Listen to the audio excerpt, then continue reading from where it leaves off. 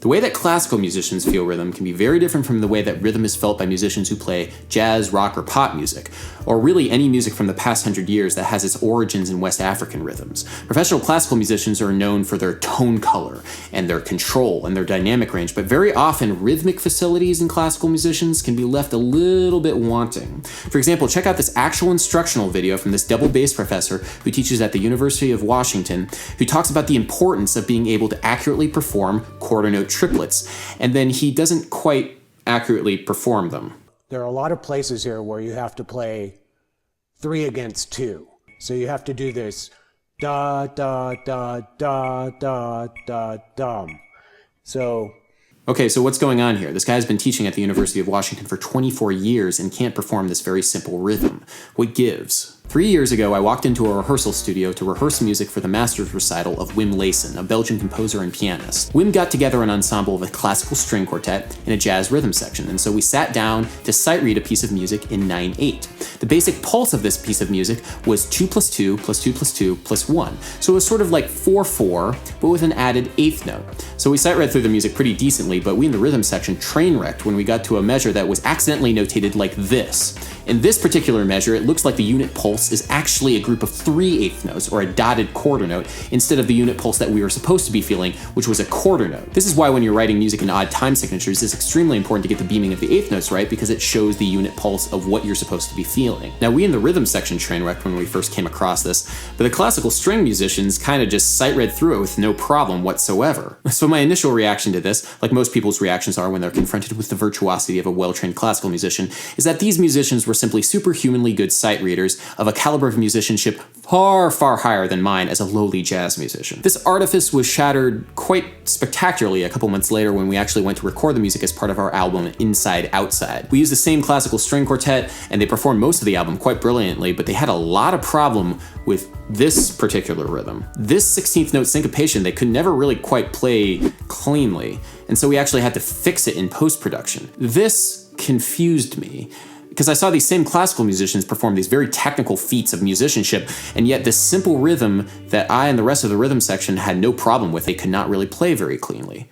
Why might that be? One framework to understand this, and this is generalizing a little bit here, is that classical musicians react to the pulse, and jazz, rock, pop, etc. musicians feel the pulse. Classical musicians will very often perform in an ensemble under the direction of a conductor, and the conductor's job is to keep everybody in sync, not unlike a drummer does. Orchestral musicians will react to the ictus of a conductor's baton or a conductor's breathing, and then they'll count rhythms based upon the pulse that they are seeing. This might give some insight into why Wim's string quartet could sight read that music that was contrary to the pulse of the rhythm section. For the rhythm section to accurately play these rhythms, we needed to graft the subdivisions onto the actual pulse, and it was very difficult to do that when visually the pulses did not align. So the result of all of this is classical musicians might have a good sense of rhythm, but not have a good sense of what's called phase locking. Check out these two metronomes, one on my phone and one on my iPad. They're both clicking away at 120 beats per minute, and yet they're not phase locked. The downbeats do not align with one another. A big part of locking into a groove is not only keeping the same tempo, but also phase locking with the other musicians in a particular ensemble. Watch this video of Leonard Bernstein conducting Mahler's Fifth Symphony. No, the video and audio are not out of sync in this one.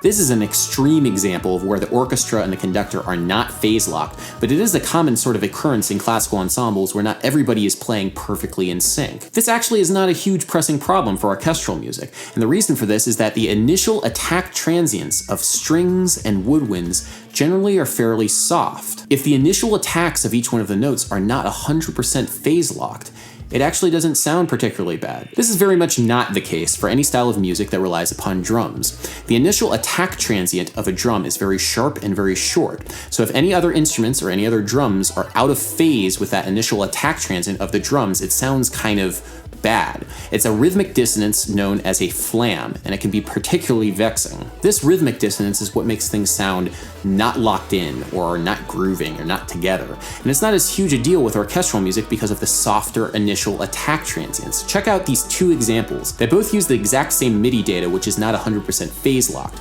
But in the first example, you have softer attacks and slower attacks, and in the second example, you have much sharper and shorter attacks.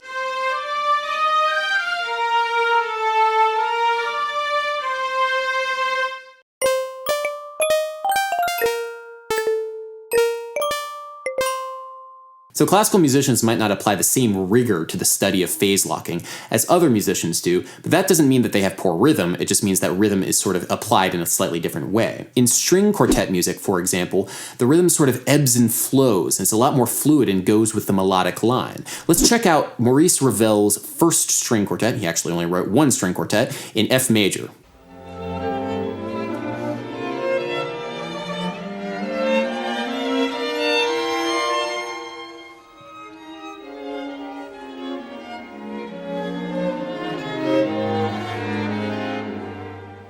Is the pulse metronomic? No, of course not. If everything was completely even, it would sound very stilted and unmusical. So the music itself requires this very different understanding of rhythm as a whole, and so the musicians themselves are more apt to apply that understanding. So it's a little unfair to bemoan classical musicians' lack of phase locking because the music itself requires a completely different understanding of rhythm in general. If you want to check out a great string quartet that has a great jazz rhythmic sensibility, check out the Turtle Island String Quartet. This has been Adam Neely. If you've enjoyed this lesson, please comment, please like, please subscribe, do all of those things. I have a new lesson coming out every Monday, so stay tuned.